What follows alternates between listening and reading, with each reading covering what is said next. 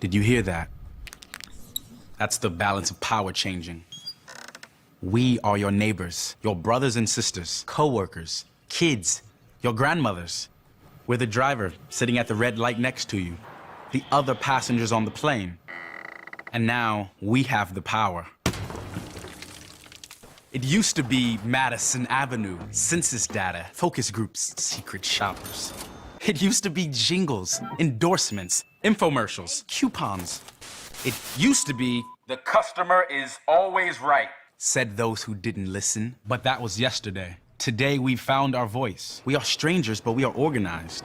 We won't wait for your big data. We want whatever, whenever, wherever. 9 to 5. We live 24 hours a day. We are a moving target. We move fast. We are a movement. We are cutting cords, changing the way things work. Status quo, status no. We brought down the taxi industry, but we are not the enemy. We are your opportunity. We are growing, getting better at getting better. We are your path to success, if you can keep up with us. We'll be on the winning team because we'll pick the winners. We are not millennials. We are families with more Facebook followers than you. We are not baby boomers. We are grandmothers who order Christmas gifts from a touchscreen. Gen X. Gen Y? No. We are Generation CX. And you can be too, if you listen to us. Create for us. Join us. Generation CX.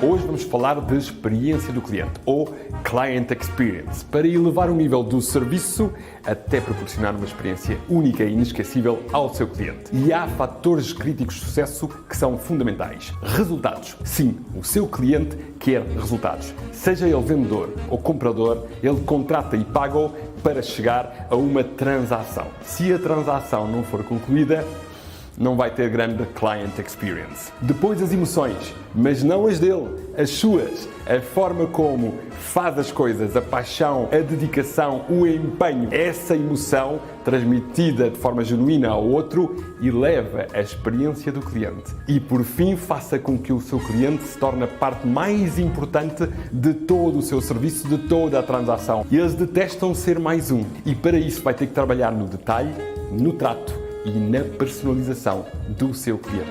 Não se esqueça, este negócio é de pessoas para pessoas.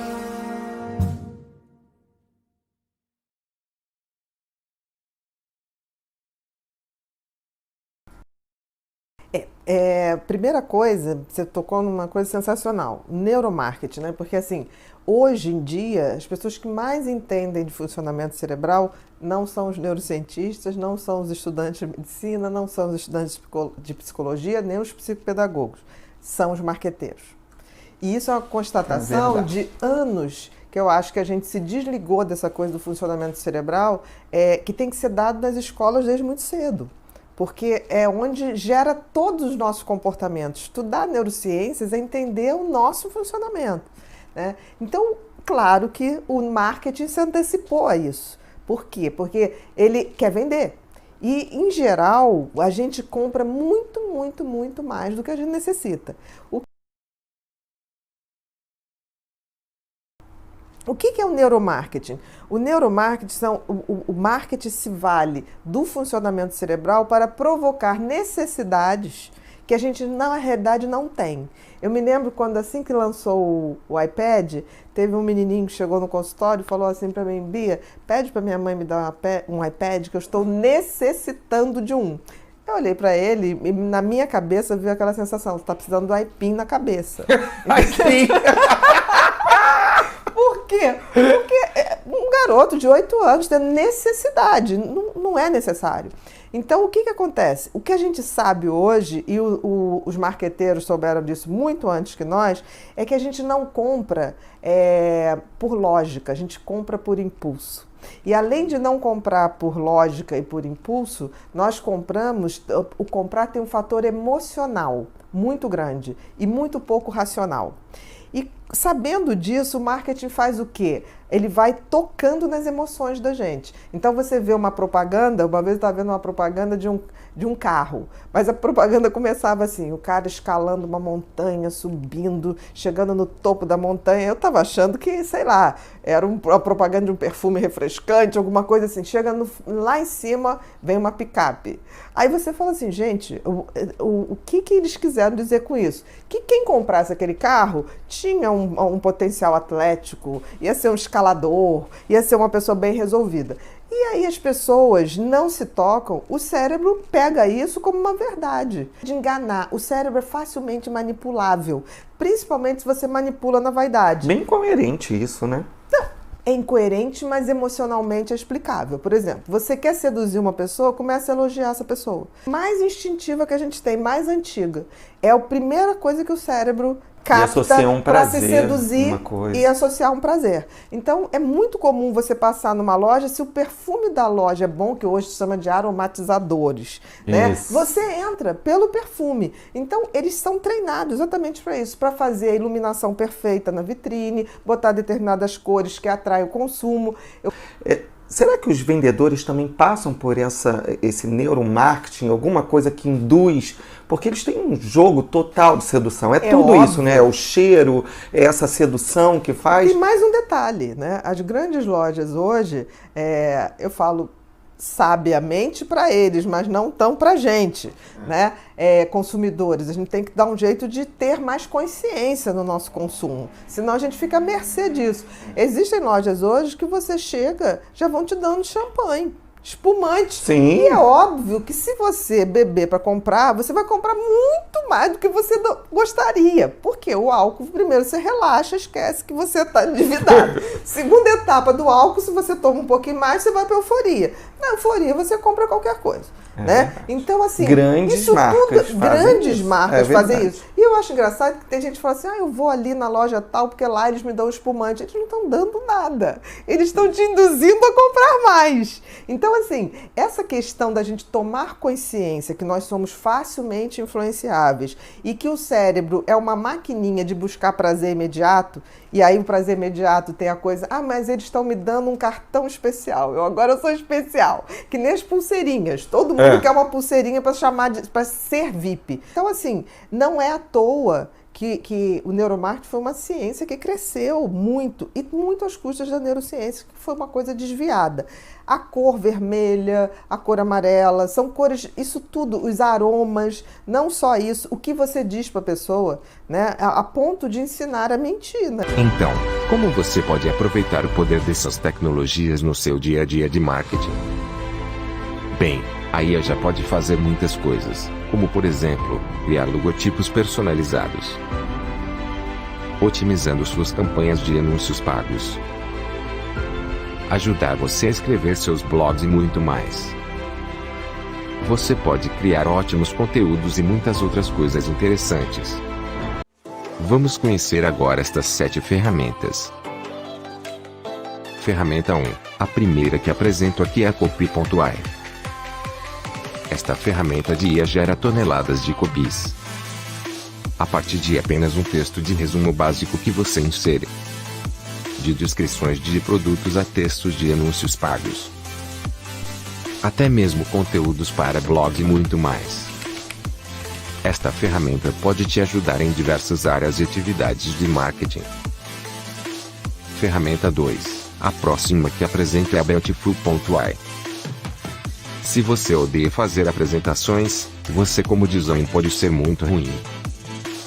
Ela usa IA para fazer automaticamente suas apresentações, para que seu conteúdo fique lindo.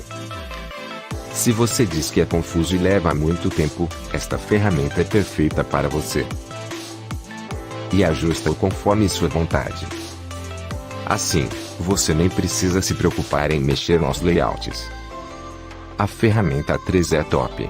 Chama-se Profile Picture Maker. Esta ferramenta usa IA para remover o plano de fundo de suas fotos. E permite você fazer fotos de perfis incríveis. Para você usar nas redes sociais ou até mesmo nas páginas da sua empresa. criações incríveis como aquelas que as pessoas curtem em suas páginas. O resultado final é sensacional e o melhor de tudo, é absolutamente grátis. Ferramenta 4. Então, a próxima incrível ferramenta é a Brandamark.io. Agora, você nem precisa de um designer gráfico para criar um logotipo para o seu negócio. Esta ferramenta usa IA para criar logotipos automaticamente para você, com base em um conjunto de preferências. Ela cria dezenas e dezenas de variações diferentes. Então, se você é um dos que querem usar no seu negócio, você pode criar seu logotipo agora mesmo. Ferramenta 5. Então, se você tem Oribi.io. Esta ferramenta é basicamente uma análise de esteroides. Ela rastreará automaticamente todos os eventos em seu site e vai trazer sugestões de coisas que você poderia estar fazendo para melhorar seu desempenho. Ela analisará coisas como seus funis de conversão, fontes de tráfego. Identificará os pontos fortes e oportunidades de melhorias. Ela praticamente fez muitas coisas automaticamente para você. Ferramenta 6. Mostramos agora a Synthesis.io. Se você é tímido e não gosta de falar em público, você pode gostar dessa. Gera vídeos que parecem quase idênticos para um humano falando. E isso quase vai te assustar, porque é bastante realista. Então, chegamos na 7ª e última ferramenta. Se você tem onscrea.com, esta ferramenta também permite remover o fundo de um vídeo que você filma. Você sabe, as pessoas podem querer remover as imagens de fundo. Estou falando de imagens de vídeo. Você nem precisa de uma tela verde ou algo assim. Ela removerá até os planos de fundo mais complexos. Ficam aqui nossas dicas inovadoras sobre ferramentas com inteligência artificial. Espero que tenham gostado e que usem. E as emoções na vida real. Em 2015 foi lançado o maravilhoso filme da Pixar, Inside Out, dirigido por Peter Docter e com o título Divertidamente no Brasil. Os protagonistas do filme são a Riley, a garotinha, e as 5 emoções que habitam dentro da cabeça dela, né? As emoções seriam raiva, nojo, medo, tristeza e felicidade. E ali a emoção carro-chefe da personalidade da nossa garotinha Riley, né? E como nós sabemos, hoje em dia, né, pesquisas recentes mostram que é possível você ter um comportamento padrão mais voltado, né, mais tendencioso para uma das emoções, né? No filme você percebe que se você tentar viver apenas uma vida feliz, no fim das contas o que mais vai acontecer com você é sofrer, né? Então, basicamente as emoções, como o próprio filme mostra, não são meras coisinhas que a gente pode escolher o que a gente quer sentir ou não. Primeiro, as emoções são instintivas, né? Isso também é mostrado no filme. As emoções tomam a atitude primeiro, elas ativam, né, a cascata hormonal e comportamental delas, e só depois o comportamento muda. Você não racionaliza e fala, vou sentir uma emoção. E basicamente, para você poder sobreviver, você precisa experienciar todas as emoções. No caso, a raiva tem a função ativa de nos colocar numa posição de ataque. Né, seja para defender algo que é nosso, seja para defender uma ideia, para ir atrás de algo e fazer algo, putz, aquela pessoa fez isso para mim, eu vou provar para ela que ela tá errada. A raiva te coloca nessa condição ativa, que você não vai ter na felicidade. Não vai, você não vai ficar feliz e falar, ok, agora eu quero bater, eu quero proteger. Não. A tristeza, por sua vez, vai te colocar numa condição mais vulnerável, né, numa condição que você precisa de ajuda, você vai ficar numa condição onde você automaticamente vai se aproximar de pessoas. Porque essa é a função psicológica da emoção tristeza, é te colocar na posição de ser ajudado, vulnerável, frágil. A pesquisa da Pixar para fazer esse filme se deu entre os produtores do filme Inside Out, Divertidamente, e o Paul Ekman Group. Para quem não sabe quem é Paul Ekman, ele é basicamente o pai da nossa ciência, né, o principal expoente aí dos tempos recentes, que ainda está vivo, tá um senhorzinho com 85, 86 anos de idade, se eu não me engano, e é o principal desenvolvedor e pesquisador da teoria das emoções conforme a gente conhece hoje, né, cientificamente. Mais um ponto para vocês. As emoções apertam um botãozinho e a gente altera todo o nosso comportamento. Outro ponto positivo para Divertidamente é retratar exatamente isso. As emoções têm controle sobre o nosso corpo. Infelizmente, elas nós temos atualmente em estudos são Surpresa, tristeza, felicidade, raiva, medo, nojo e desprezo. São essas 7 emoções aí. My name is Robert Kozinets, and I've been at the Annenberg School since 2016. I founded a technique called netnography in 1995, which is an adaptation of the anthropological technique of ethnography, which is participant observation, but it's applied online to social media, to the communications and the connections that people form online with one another. Para entender melhor como se constitui a sociedade em rede, é necessário compreender as comunidades de potenciais usuários e as suas interações. Para isso, temos o método de pesquisa denominado netnografia, que pressupõe a imersão para entender as comunidades que poderão interagir com as nossas ações digitais. Vamos entender um pouco mais. A netnografia é a junção dos termos net, ou seja, rede, internet, e etnografia, ou seja, o método de pesquisa que, segundo Mello e Abelheira, autores do livro Design Thinking e Thinking Design, consiste em um trabalho de imersão, de campo, para coletar informações sobre o usuário de um serviço. Segundo os autores, a etnografia é composta de 3 etapas. Coleta de informação, ou seja, levantamento de todas as informações e interpretações já disponíveis sobre a comunidade que será estudada. Trabalho de campo, ou seja, a vivência na comunidade que vai além da observação fria e distante, pois exige a corresidência, observação sistemática, cumplicidade e principalmente respeito, para conseguir extrair não uma fala esperada, mas o que a comunidade tem a dizer. E por fim a síntese, ou seja, a escrita sobre todo o material coletado, apresentando tanto todos os recursos produzidos, ou seja, depoimentos, áudios, diários, fotos, etc., como também o mosaico ou retrato da comunidade que se constrói a partir de tudo que foi levantado. A aplicação da etnografia em contexto em rede, ou seja, a netnografia propriamente dita, significa realizar o estudo e análise de um grupo social por meio da internet, análise do comportamento de indivíduos na internet. A netnografia é um termo proposto por Robert Kozinets no final dos anos 90 e pressupõe que a liberdade de expressão na internet significará maior autenticidade no entendimento das identidades e dinâmicas em uma comunidade virtual. É um método mais rápido, simples e barato do que a etnografia clássica, pois não exige deslocamentos e acomodação física, e combina a profundidade dos métodos de pesquisa qualitativos com a alta amostragem dos quantitativos. Salve! Bem-vindo a mais um vídeo pelo canal da Max Persson. Eu sou o Edmar e nesse vídeo a gente vai falar sobre experiência omnichannel.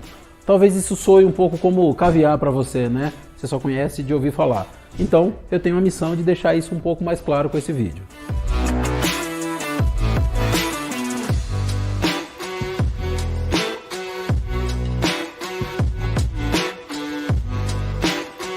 A experiência omnichannel é atender os seus clientes em todos os canais de comunicação para criar uma experiência única, integrada e consistente. Não importa como ou onde o seu cliente escolha conversar com a sua marca. O processo deve ser eficiente para todos os clientes, independentemente da plataforma ou do método que eles escolherem. O cliente pode fazer compras a partir de um computador, celular, telefone ou uma loja física e a compra deve ser igualmente perfeita. É importante distinguir aqui a experiência omnichannel de uma experiência multicanal. Essencialmente, tudo se resume ao nível da integração entre os canais e as plataformas em que sua empresa atua. Em um ambiente multicanal, o seu cliente tem acesso a diversas opções de comunicação que não são necessariamente sincronizadas ou conectadas. No entanto, durante a experiência omnichannel, não há apenas vários canais, mas há canais que estão conectados para que você possa alternar e fazer com que os problemas sejam resolvidos em qualquer um deles. Desse modo, o seu cliente entra em contato com o chatbot instalado no seu site e ele pode continuar a mesma conversa mais tarde pelo WhatsApp, se ele quiser, sem que ele precise explicar novamente a dúvida ou o problema. Uma estratégia omnichannel usa o histórico de engajamento do seu cliente em todos os canais disponíveis para criar uma experiência mais personalizada para ele no futuro, garantindo consistência com interação mais recente e com a sua marca presente em todos os canais mais uma vez. Infelizmente, a experiência multicanal é o que a maioria das empresas apresenta hoje. Elas têm um site, um blog, Facebook, Twitter, mas apesar de usarem cada uma dessas plataformas para envolver o seu cliente e conectar com ele, na maioria dos casos, o cliente não recebe um atendimento consistente por meio desses canais. Isso gera frustração para os clientes e, claro, perda de receita para a empresa. Criar uma experiência omnichannel é essencialmente importante, principalmente no varejo. Hoje em dia, o setor se tornou muito competitivo, justamente devido aos avanços tecnológicos e às mudanças de comportamento de compra. Se você tem uma estratégia omnichannel em vigor ou não, isso determina o quanto você venderá. Tem estudo que mostra que os clientes omnichannel consomem cerca de 73% mais do que os consumidores comuns. E além disso, eles ainda gastam mais dinheiro do que os clientes que compram a partir de um único canal. Fornecer aos seus clientes serviços que façam eles quererem permanecer em contato com sua marca é essencial para construir um negócio de sucesso. Você pode fazer isso de várias maneiras, mas uma das opções mais viáveis é adotar uma abordagem de atendimento ao cliente omnichannel. Conseguiu entender o que é a experiência omnichannel? Tem dúvidas sobre esse assunto? Aqui embaixo do vídeo tem um link, lá você consegue chamar a gente diretamente no WhatsApp e numa conversa a gente pode esclarecer todas elas. Eu quero te convidar para aproveitar e deixar uma mensagem para que a gente possa entrar em contato com você. Se você gostou do vídeo, deixa o seu like, se inscreva, comenta. Se você não gostou, comenta também. Se tem algo que a gente gosta muito aqui na Max Persson, é de feedback. Te vejo no próximo vídeo.